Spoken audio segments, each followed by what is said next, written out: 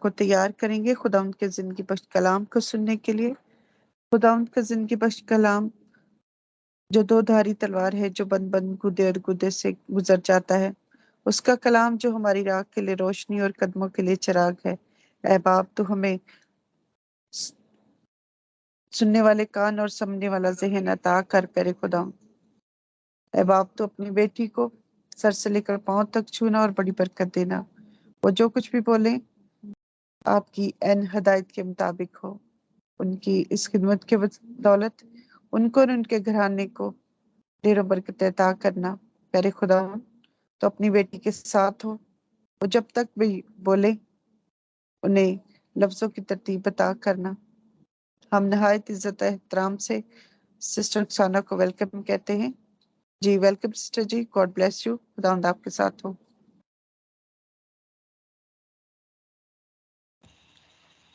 आमीन आमीन। खुदाम आपके भी साथ हो।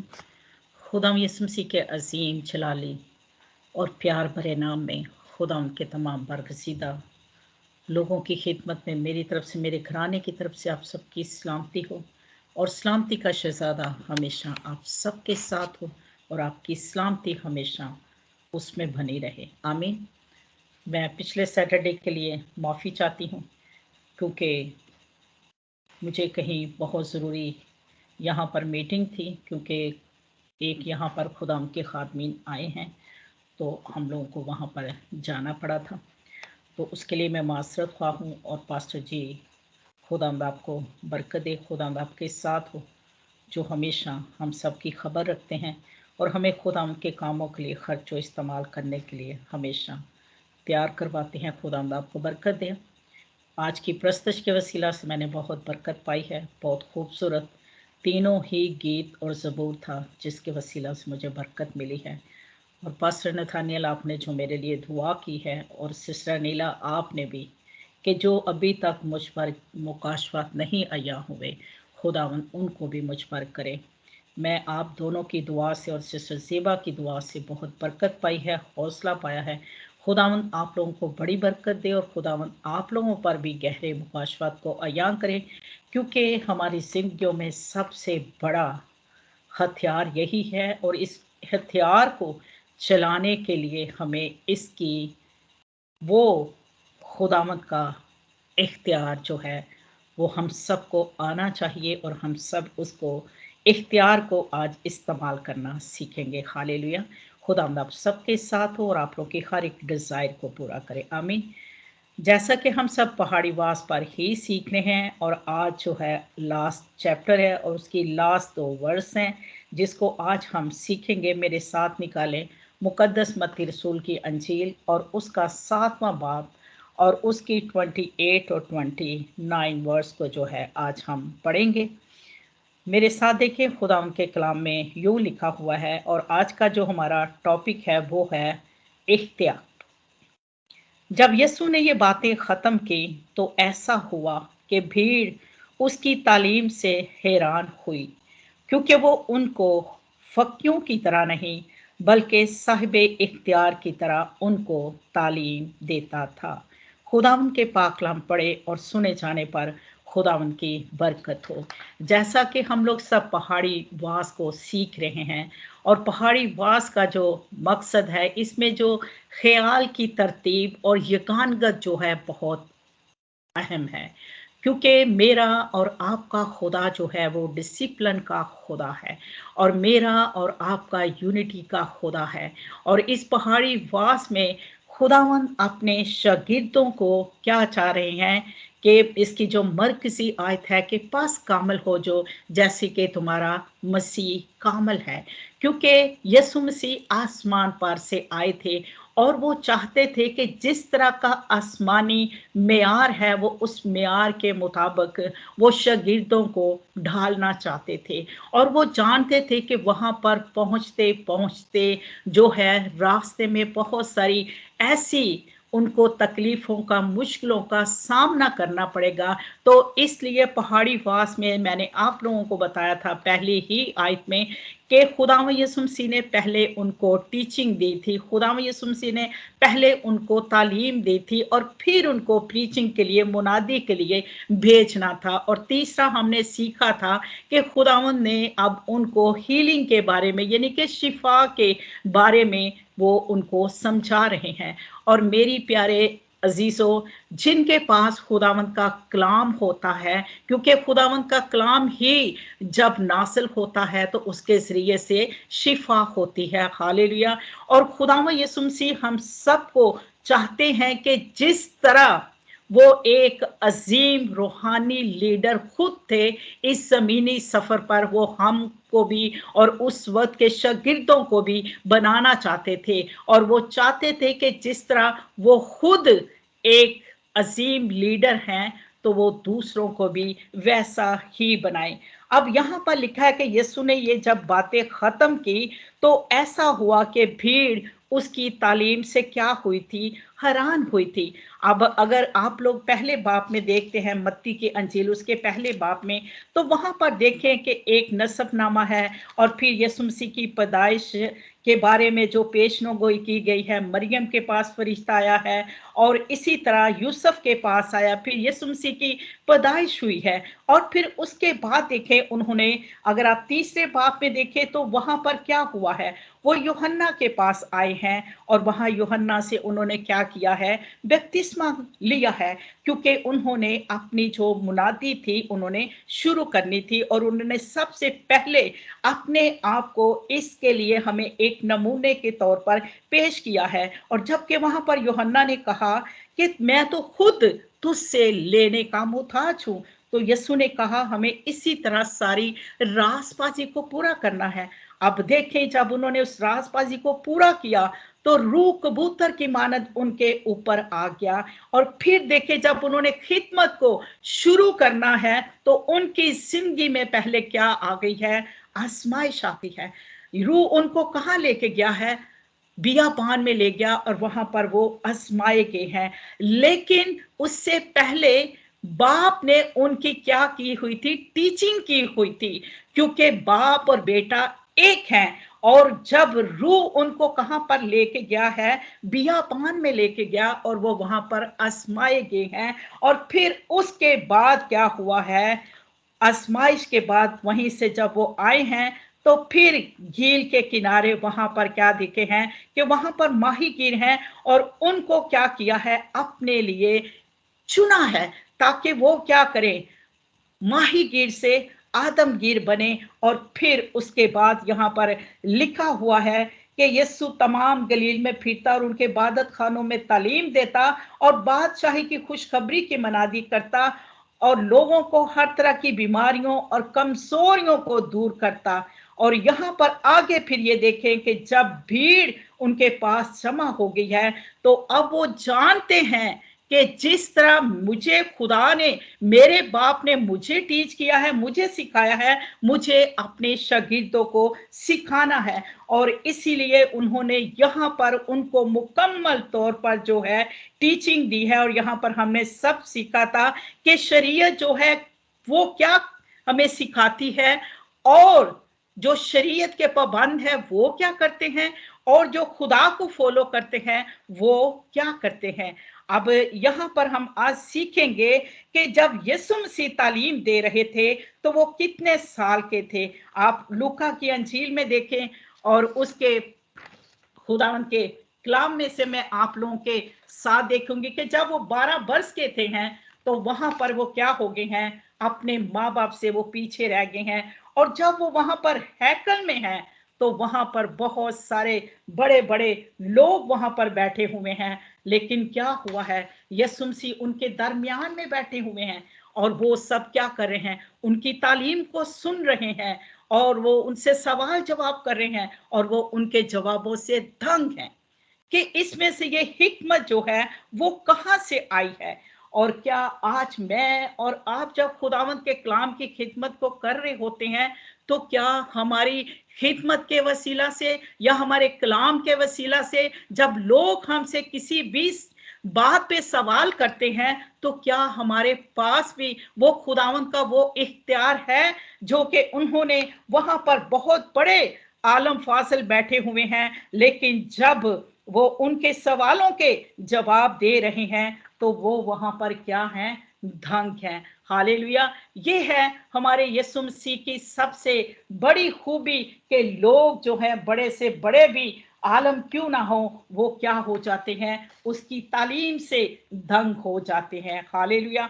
अब आज हम सीखेंगे यहाँ पर कि जो फकीह हैं, क्या उनके पास इख्तियार था?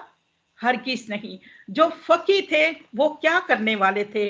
वो जो फकीह थे वो सिर्फ शरीयत के पाबंद थे, क्योंकि शरीयत में लिखा था कि सब्बत के दिन को पाक मानना, उसमें ना काम करना। अब देखें, जब एक आदमी है जिसका हाथ सूखा हुआ है, तो वो हैकल में आता है और वहां पर यीशु मसीह क्या करते हैं, उसके हाथ को, उसके बाजू को क्या करते हैं, वहां पर उसके हाथ को शिफा देते हैं और वो शिफा पाते हैं। और जो फकीह और फरीसी हैं वो वहां पर क्या करते हैं, वो कहते हैं कि ये क्या कर रहा है, इसको ये नहीं पता कि हमें सब्बत के दिन ये काम करना रवा नहीं है।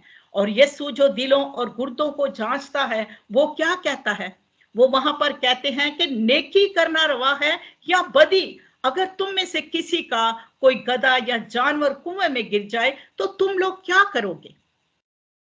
तो वहां पर लोग जो हैं वहां पर चुप हो जाते हैं। और इसी तरह देखेंगे, आज मैं सबसे पहले फकियों के बारे में बताऊंगी कि अगर आज भी हमारी तालीमों में फकियों की तरह है, तो हमारी तालीम जो है, खुदावंद का कलाम जो इख्तियार बख्शता है, तो क्या वाकई वो हमारी जिंदगियों में वो कलाम इख्तियार के साथ है? क्योंकि यीशु तो जब कलाम करता था तो उसके कलाम में इख्तियार पाया जाता था, वो साहिब इख्तियार की तरह तालीम देता था। लेकिन फकियों के अंदर क्या था? फकी जो थे शरीयत के पाबंद थे, लेकिन मोहब्बत से वो क्या थे, खाली थे, लकीर के फकीर थे।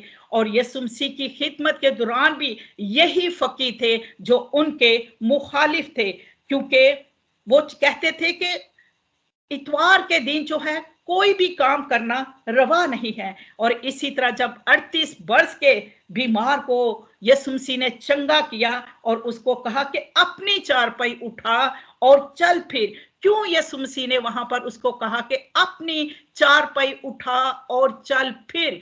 क्योंकि यीशु मसीह के पास वो इख्तियार था। और ये इख्तियार उसको किससे मिला था? अगर आप लोग मुकाशवा 2 बाब उसकी 27 आयत को देखें तो वहां पर लिखा है, ऐसा इख्तियार बाप से पाया, वो लोहे के आसा से उन पर हुकूमत करेगा, जिस तरह कम्हार के बर्तन चिकना चूर हो जाते हैं, चुनाचे मैंने भी ऐसा इख्तियार अपने बाप से पाया।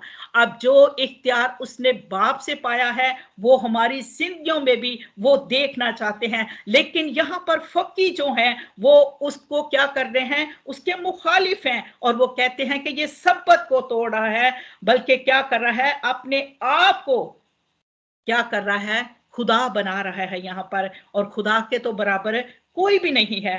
और यीशु मसीह जो हैं वहां पर उनके ख्यालों को बखूबी जानते हैं।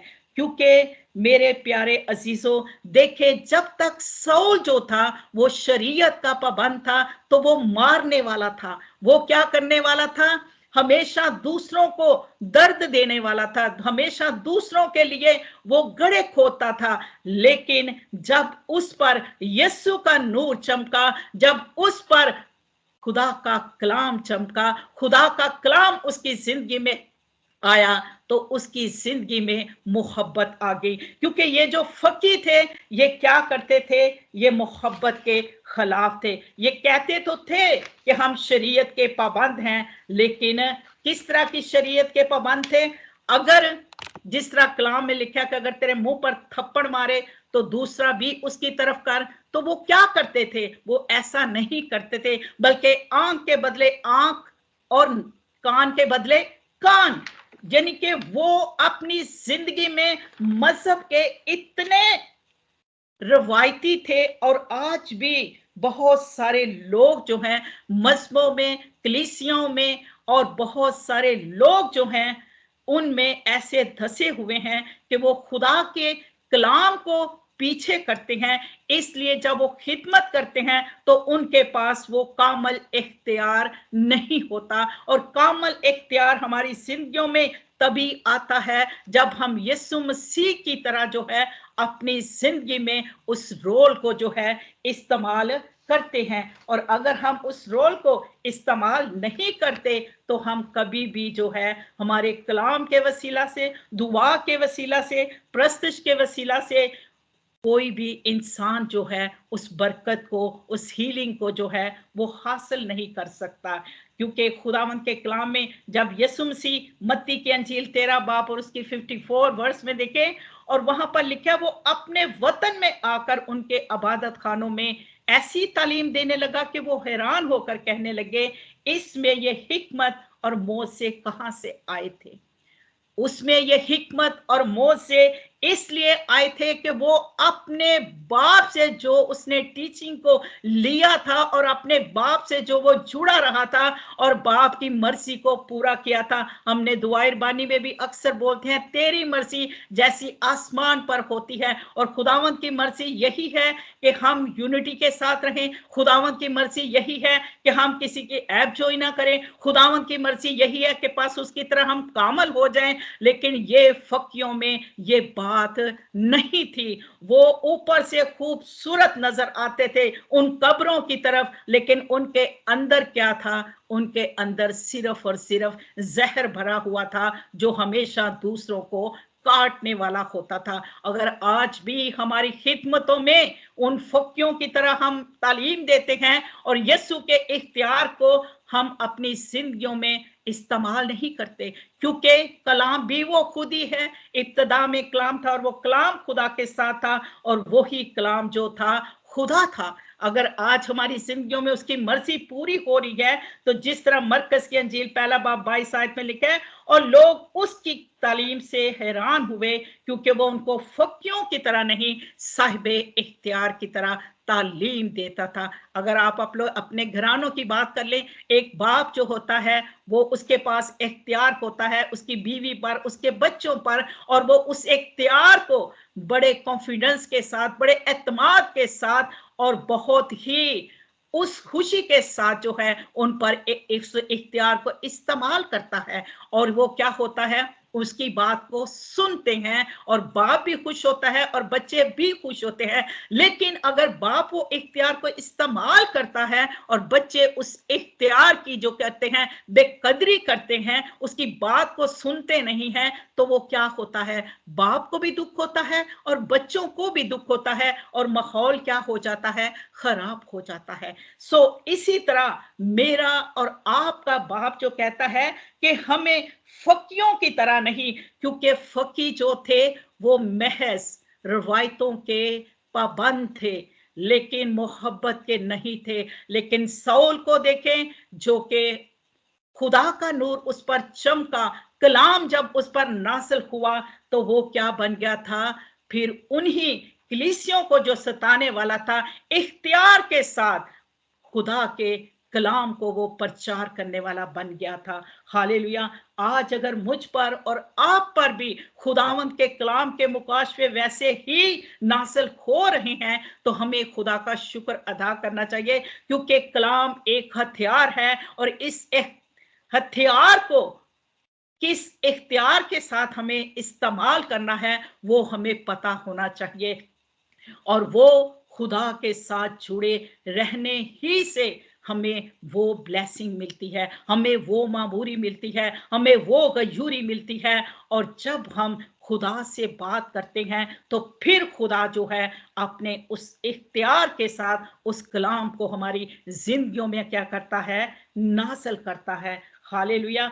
और मरकज की अंजील 11 बाब 18 आयत में लिखा है, वहां पर लिखा है, और सरदार काहिन और फकी ये सुनकर उसके हलाक करने का मौका ढूंढने लगे, क्योंकि उससे डरते थे, इसलिए कि सब लोग उसकी तालीम से हैरान थे। हालेलुया।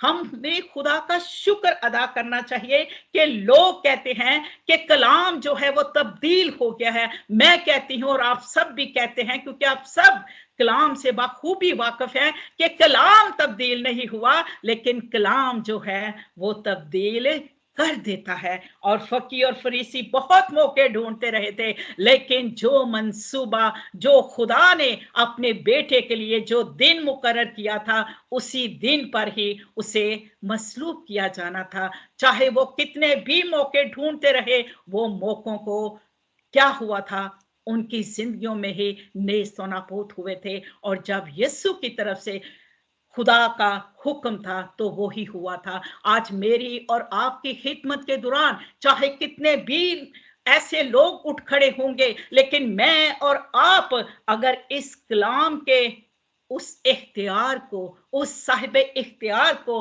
अपनी जिंदगियों में ले लेते हैं और उसके साथ जुड़े रहते हैं, तो उसकी वो जो आग है, रूहे पाक, जो दूसरा हमारा मददगार है, और वो ही रूहे पाक क्या करता है, हमारी शिफायत करता है, हमारी हमायत करता है, और हमें क्या करता है, हर भूले अल्फाजों को याद दिलाता है। और जब हम कलाम कर रहे होते हैं, और वो ही रूहे पाक हमारी जुबान बन जाता है, और वो ही रूहे पाक क्या करता है, हमारी रहनुमाई करता है, क्योंकि वो हमारा उस्ताद है, वो हमारा रहनुमा है।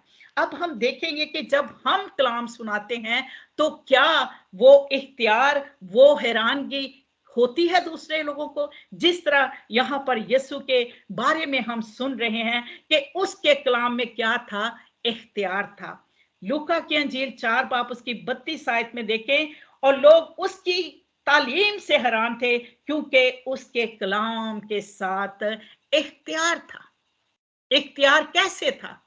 जैसे एक बच्चा है, वो बड़े फख्र के साथ कहता है, देखना मैं अपने पापा के पास जाऊंगा, वो मेरे लिए ये भी करेगा, वो भी करेगा। और क्या होता है, वो बच्चा वाकया ही उस ईमान के साथ, एतकाद के साथ, अपने बाप पर उसके प्यार के फख्र के साथ, माँ के साथ, बहन के साथ, कोई भी रिलेशन है, उसके साथ जब वो आगे बढ़ता है और उसी प्यार के साथ उस बात को उसके साथ करता है, तो मेरे अजीजों, आप सब वालिदैन हैं, बहन भाइयों के रिश्तों से आप लोग खुद सब जो है मुलब्बिस हैं, तो किस तरह जो है उनके दिलों में वो प्यार, उनके चेहरे को देखकर हमारे दिलों में और जो है उनके लिए खिदमत करने के लिए जज्बा बढ़ता है। हालेलुया। तो क्या जब मैं और आप, जो खुदावंद यीशु मसीह ने यहां पर पहाड़ी वास में कहा है, क्योंकि वो आसमान के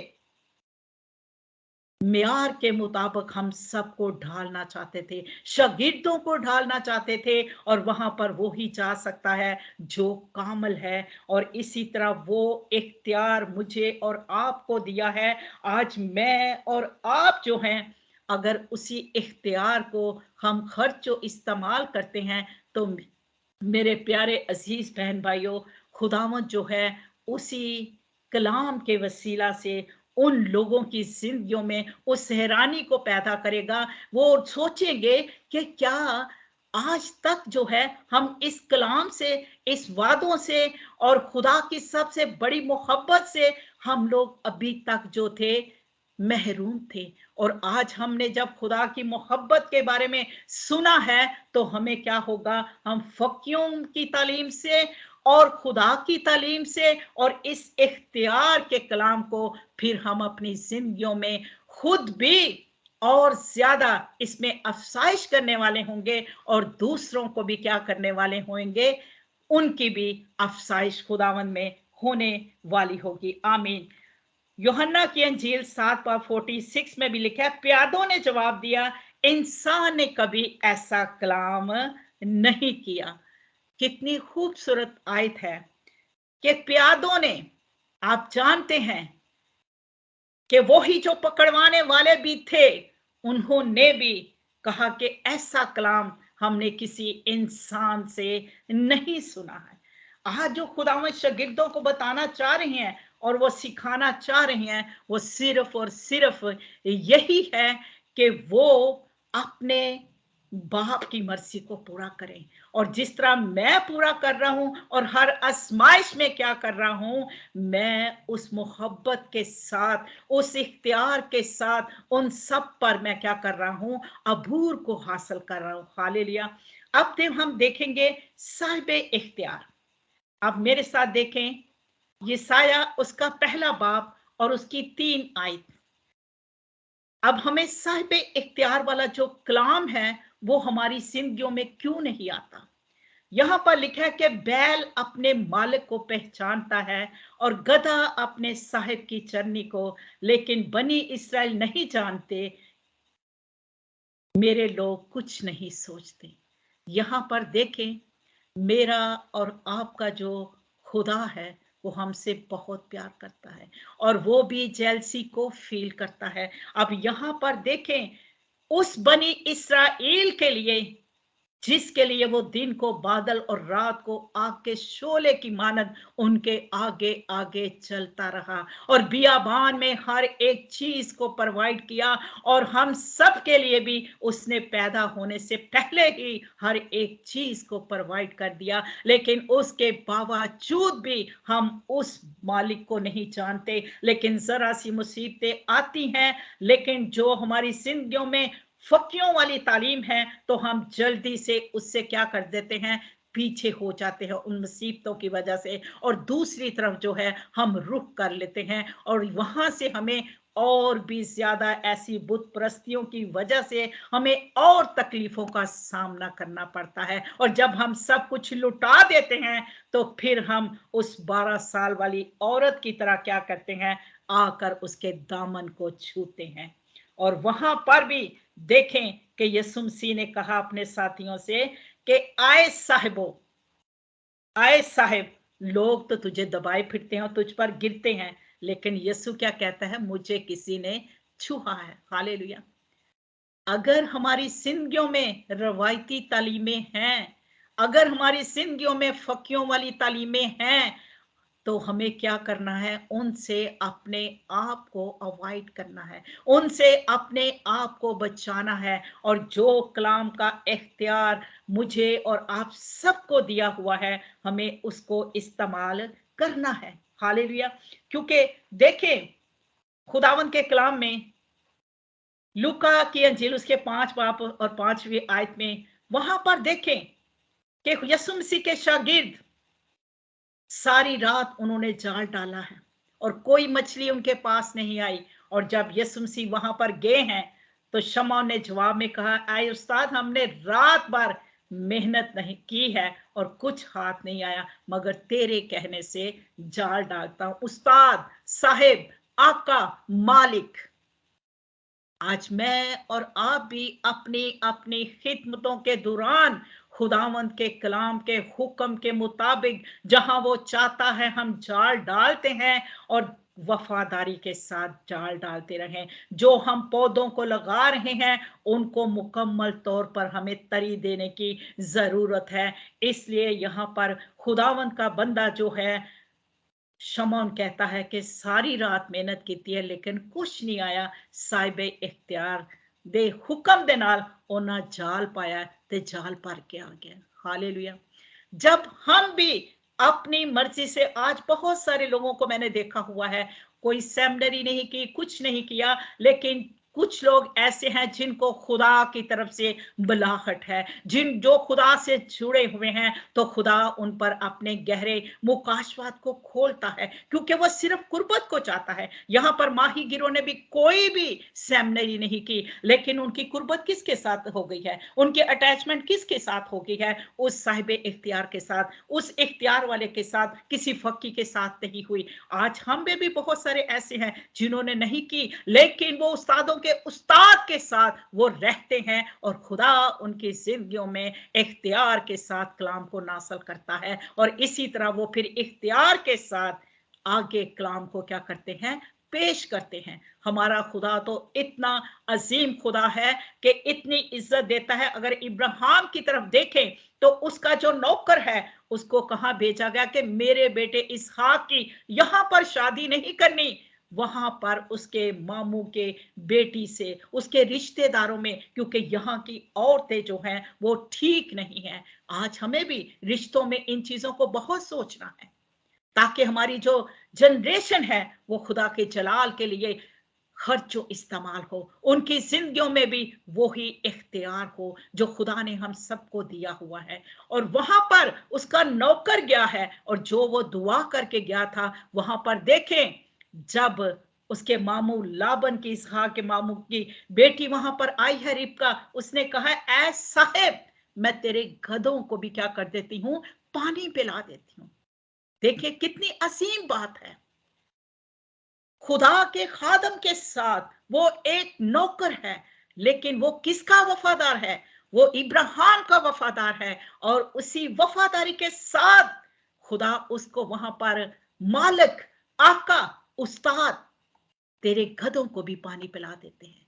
इसी तरह अगर खुदावन के खादमों को, नौकरों को इतनी इज्जत मिली हुई है, तो क्या खुदावन अपने लोगों को वो इख्तियार जो दिया हुआ है, जब वो खर्च करेंगे, तो मेरी प्यारे अजीजों, उनको भी साहिब, उस्ताद, आका, मालिक जैसे पास्टर, हालेलुया, क्योंकि ये खिदमत गुजारी का काम उसने हमें दिया हुआ है, ताकि खुदा का काम जो है वो होता जाए, और ये बदन जो है ये तरक्की पाता जाए, और खुदा के कद के अंदाजे तक जो है वो पहुंचने वाला हो। हालेलुया। खुदावन हमें तौफीक दे कि हम जो है इस कलाम पर हमेशा हमेशा जो है अमल करने वाले हों, फकीयों की तरह रवायतों के जो है वो हम जो है बिल्कुल पाबंद ना हो। क्योंकि उस साहिबे इख्तियार को तो बदरू में भी देखती थी ना, तो वो भी कहती थी कि क्या तू हम पर, हमें अजाब में डालने आया? वो भी उसको जानती हैं, कोड़ी भी उसको जानते हैं, और वो कहते हैं कि यस्सु, ऐ साहिब, हम पर रहम कर। उन 10 को कोड़ियों के बारे में देखें, उन्होंने दूर ही से कहा, बुलंद आवाज से कहा, ऐ यस्सु, ऐ साहिब, हम पर क्या कर, रहम कर। आज मुझे और आपको यस्सु ने क्या कहा है, एक इख्तियार दिया हुआ है। आए मेरे साथ देखें मुकद्दस मत्ती रसूल की अंजील और उसका 28 बाब और उसकी 19 और 20 आयत को हम पढ़ेंगे, 18 से 20 आयत तक। यीशु ने पास आकर उनसे बातें की और कहा, आसमान और जमीन का कुल इख्तियार मुझे दिया गया है। हालेलुया। देखिए यहां पर कितनी असीम बात है, कितनी खूबसूरत बात है कि उसके पास आसमान और जमीन का भी इख्तियार जो है उसको दिया गया है। पास तुम जाकर सब कौमों को शागिर्द बनाओ और उनको बाप, बेटा और रूह कुद्दस के नाम से बपतिस्मा दो, और उनको ये तालीम दो कि उन सब बातों पर अमल करें जिनका मैंने तुम्हें हुक्म दिया है, और देखो मैं दुनिया के आखिर तक हमेशा तुम्हारे साथ हूं। हमारे माँ बाप कहते हैं कि जब तक हम जिंदा हैं हम तुम्हारे साथ हैं, लेकिन वो बाप कहता है कि मैं दुनिया के आखिर तक तुम्हारे क्या हूं, साथ हूं। ये उसके पास इख्तियार है। ये उसने इख्तियार हमें कौन सा दिया हुआ है? हमारा काम है उसकी खिदमत करना, क्योंकि वो खुद भी खिदमत करने आया है और वो खिदमत करता रहा, और वो ही खिदमत उसने हमें भी दे दी है। और आज हमें क्या करना है? हमें भी उस खिदमत को अपनी जिंदगी में इख्तियार करनी है। उस तालीम से हमें ना दाएं मुड़ना है ना बाएं मुड़ना है। हालेलुया। जो उस तालीम से दाएं या बाएं मुड़ जाते हैं वो कभी भी आसमान की बादशाही के लायक नहीं हो सकते।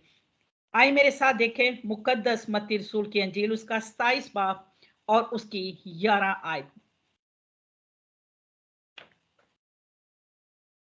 यीशु हाकिमों के सामने खड़ा था और हाकिम ने उससे पूछा, तू यहूदियों का बादशाह है? यीशु ने उससे कहा, तू खुद ही कहता है। अब देखें यहां पर भी उसको इख्तियार है कि वो क्या है, यहूदियों का बादशाह है। उसको कैसे ये पता है? क्योंकि उसके बाप ने उसको सारे इख्तियारात दिए हुए हैं। इसलिए वो कहता है कि मैं क्या हूं, यहूदियों का बादशाह हूं। आज मैं आपसे, अपने आप से और आप सबसे पूछना चाहती हूँ, क्या आप बादशाह के बेटे बेटियां हैं? आमीन। हम सब उस बादशाह के बेटे और बेटियां हैं। हम उस शाही काहिनों का फिरका हैं। हम उस मुकद्दस कौम में, उसके मुकद्दस घराने में हम सब शामिल हो चुके हैं, क्योंकि हमने भी उस रासबाजी को पूरा कर लिया है। और अब जब उस रासबाजी को हमने पूरा किया है, तो हमें उसके मुताबिक ही चलना है, ना उससे दाएं मुड़ना है और ना ही उससे हमें बाएं मुड़ना है। क्योंकि बाप बेटे से प्यार करता है और बेटा बाप से प्यार करता है। और इसीलिए यूहन्ना की अंजील 3 बाप उसकी 35 आयत में लिखा है, बाप बेटे से मोहब्बत रखता है और उसने सब चीजें उसके हाथ में कर दी हैं। कितना बड़ा इख्तियार मेरे और आपके यीशु के पास है। क्यों उसके पास है?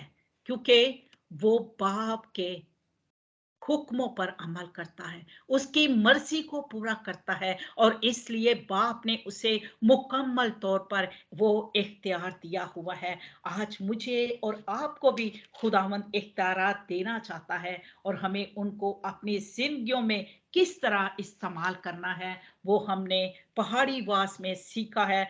और अगर आप पूरी बाइबल का निचोड़ देखें तो वो पहाड़ी वास है। और उसकी जो मरकजी आयत है वो ही है कि पास कामल हो जाओ जैसे कि तुम्हारा मसीह कामल है। हालेलुया। खुदावंद के कलाम में से आए मेरे साथ देखें, पहला पतरस और उसका 3 बाब और उसकी 22 आयत को हम खुदावंद के कलाम में से पढ़ेंगे कि क्यों खुदा उससे प्यार करता है। ना उसने गुनाह किया और ना उसके मुंह से कोई मकर की बात निकली। हालेलुया। ना उसने कोई गुनाह किया और ना ही उसमें कोई मकर की बात निकली। क्योंकि मैं और आप जो हैं, हम लोग मेरूसी गुनाह, वो गुनाह जो आदम और हवा से हुआ था, और वो नस्ल दर नस्ल जो था हमारी जिंदगियों में आया। लेकिन खुदावंद का शुक्र हो कि उसने अपने बेटे को हमारी खातर इस दुनिया में भेजा, और उसने इख्तियार के साथ अपनी जान को भी क्या किया था, हमारे लिए दिया था। क्यों उसने दिया था? क्योंकि उसके बाप की मर्जी थी कि जो गुनाह में आदम और हवा ने किया है उसको मिटाया जाए। और यीशु मसीह ने बाप की मर्जी को पूरा किया, इख्तियार के साथ अपनी मुकम्मल तौर पर जान को दे दिया, और हमारे सारे ऐबों को क्या कर दिया, उस पाखून के वसीला से और उस कुर्बानी के वसीला से नेस्त व नाबूद कर दिया। क्योंकि उसने गुनाह नहीं किया था और ना ही उसमें कोई मकर था। लेकिन आज मुझे और आपको खुदावंद कहता है कि जब से तुम लोगों ने उस रासबाजी को पूरा किया है, और जिस तरह यीशु ने मौत, गुनाह और कब्र पर फतह पाई है, तो हमने भी किया है। उन तमाम गुनाहों को क्या किया है, उसमें बहा दिया है। और हमें यीशु ने क्या कर दिया है, मुकम्मल तौर पर अपने बेटे के पाक खून के वसीला से हमारे तमाम गुनाहों को हमसे दूर कर दिया है। पहले हम गुनाहगार थे, लेकिन अब मैं और आप गुनाहगार नहीं हैं। अब हमें क्या कहना है कि हम उसकी बेटियां और बेटे हैं, क्योंकि उसके बेटे ने हमारे तमाम गुनाहों को उस इख्तियार के साथ जो है हमारी जिंदगियों से धो दिया है। हालेलुया। आए मेरे साथ आखिरी एक हवाला देखें खुदावंद के कलाम में से, और मैं आप लोगों के सामने इस हवाले को पढ़ना चाहती हूँ। और मेरे प्यारे अजीज बहन भाइयों, हमें खुदावंद का जितना भी शुक्र अदा करना चाहिए उतना ही कम है कि वो ऐसा बाप है। आप देखें मेरे साथ लूका की अंजील और उसका 18 बाप और उसकी 24 और 25वीं आयत। उन्होंने पास आकर उसे जगाया और कहा कि साहिब साहिब, हम हलाक हुए जाते हैं। उसने उठकर हवा पानी के जोर और शोर को झिड़का और दोनों थम गए। उसने उनसे कहा, तुम्हारा ईमान कहाँ गया? वो डर गए और ताज्जुब करके आपस में कहने लगे, ये कौन है ये तो हवा और पानी को हुक्म देता है और वो उसके हुक्मों को मानते हैं। यहां पर देखें, क्या जब उस कश्ती में यीशु मसीह पीछे बैठे हैं, तो क्या यीशु मसीह को नहीं पता था कि वहां पर दरिया में क्या आ गया है, तूफान आ गया है, और वो क्या कर रहे हैं, उसको जाके जगा रहे हैं? क्या यीशु को हमें जगाने की जरूरत है या हमें जागने की जरूरत है? आज मुझे और आप सबको अपनी जिंदगियों में हमें झांकने की जरूरत है कि यीशु तो सोता ही नहीं, वो तो ऊँघता ही नहीं, वो तो जागता रहता है। हालेलुया! कितने खुश नसीब हैं हम। हमें अपने आप को जगाने की जरूरत है, हमें दुआओं में जागने की जरूरत है। हमें रूह तो मुस्तहिद है मगर जिस्म कमजोर है। और यहाँ पर देखें, यही हाल शागिर्दों का हुआ है। और जबकि यीशु मसीह ने पहाड़ी वास में टीचिंग को दिया, प्रीचिंग को करने के लिए उनको हीलिंग के बारे में भी बता रहे हैं। और वहां पर आगे ही देखें 8वें बाब में, तो जब वो वहां से उतरते हैं पहाड़ से, तो आगे देखें कि भीड़ आती है, तो वहां पर क्या होता है, एक कोढ़ी आता है, उसको शिफा देते हैं। वो शागिर्द साथ साथ रहने के बावजूद भी वहां पर वो जो तूफान था, वो किस लिए आया था? यीशु मसीह उनके ईमानों को परखना चाहते थे। यीशु मसीह उनकी जिंदगियों में उस इख्तियार को देखना चाहते थे कि मैं साहिबे इख्तियार इनके साथ भी हूं, इनके घरानों में भी हूं, इनकी कश्ती में भी हूं, लेकिन इनके ईमान अभी तक डावाडोल हैं। अभी तक ये फकियों की ही रवायतों पर चल रहे हैं कि क्या जिंदा यीशु मसीह पर ईमान रखते हैं।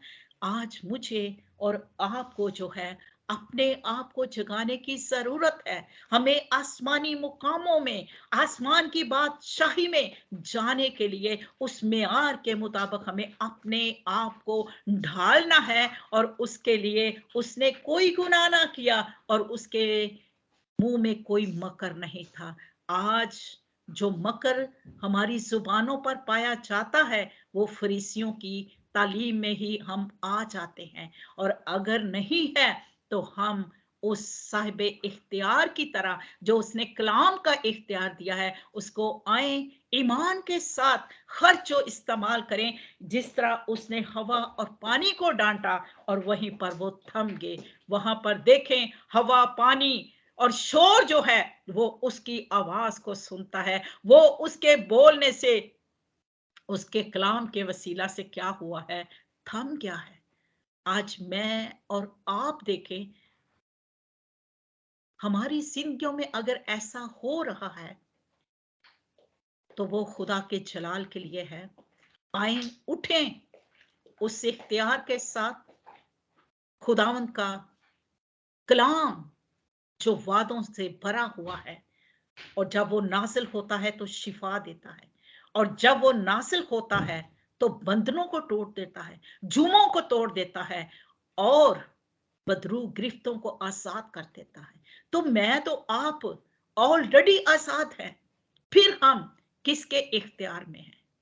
आए, वो इख्तियार अपनाएं जो मुझे और आपको यीशु मसीह ने दिया है। आए, उस इख्तियार के साथ साहिबे इख्तियार बन जाए, क्योंकि जो उसके साथ जुड़ता है, उसकी कुर्बत में रहता है, इब्राहिम की तरह, वो उसके खादमों को भी, उसके नौकरों को भी क्या दे देता है? इज्जत दे देता है। और अगर वो उनको दे देता है, तो मैं ते तुसी गई ओदे नौकर ओदी खिदमत करने वाले हैं, फिर हमें क्यों नहीं देगा? आए, इस ईमान के साथ उन तमाम बीमारियों पर भी इख्तियार को हासिल करें, और अपनी जिंदगी के हर उन मुश्किलों पर भी क्या करें? उस इख्तियार को हासिल करें। क्योंकि अगर आज हमसे भी जब कलाम करें, तो जिस तरह यीशु मसीह को कहा गया था कि तू इन कामों को किस इख्तियार से करता है, फिर लोग हमसे भी पूछेंगे कि ये कलाम का, खिदमत का तोड़ा जो तू इतने कॉन्फिडेंस के साथ, इख्तियार के साथ पेश करता है, तो किसके इख्तियार से करता है? वो कौन है? वो यस्सु है, वो जिंदा है, वो कादिर मुतलक है और वो हमेशा हमारे साथ है, क्योंकि गुनाह माफ करने का भी इख्तियार उसी के पास है। और इसीलिए लूका की अंजील 5 बाब 24 आयत में लिखा है, लोग ये देखकर डर गए और खुदा की तमजीद करने लगे जिसने आदमियों को ऐसा इख्तियार दिया है। हालेलुया। वो भी इंसानी बदन में इस दुनिया में आया, लेकिन इंसानी बदन रखते हुए उसने गुनाह को अपनी जिंदगी में इख्तियार नहीं किया और ना ही मकर को अपनी जिंदगी में लेके आया, ना ही फकियों की तरह उसने अपनी जिंदगी को इख्तियार किया, बल्कि बाप के साथ ही जुड़ा रहा, बाप ही की मर्जी को पूरा किया और इसीलिए इख्तियार साहब इख्तियार। और फिर यूहन्ना की अंजील और 10 बाब की 18 आयत, जिंदगी देने और लेने का भी उसके इख्तियार है। हम उसमें सोएंगे, मरेंगे नहीं, बल्कि जब वो आएगा तो हम बादलों पर उसका इस्तकबाल करेंगे और उस आसमानी मुकामों में उस बादशाहत में शामिल होंगे, क्योंकि पहाड़ी वास का मकसद ही यही है कि हमें वो उन आसमानी मुकामों में आसमानी बादशाही के लायक करना चाहता है। बस कामल हो जो जैसे तुम्हारा मसीह कामल है। हालेलुया। खुदावंद मुझे और आप सबको इस कलाम के वसीला से बरकत दे और हमें मसीह की तरह कामल होने की तौफीक दे। हम कद में बोने रह जाएं, लेकिन कलाम में बोने ना रहें, बल्कि कलाम के कद के अंदाजे तक पहुंचते रहें। हालेलुया। खुदावंद मुझे और आप सबको इस कलाम की तरह चलती फिरती हैकलें और चलता फिरता कलाम इख्तियार के साथ और साहिब इख्तियार की तरह बनाए। आमीन। खुदावंद आप सबको बरकत दे। खुदावंद आप सबके साथ हो। आमीन।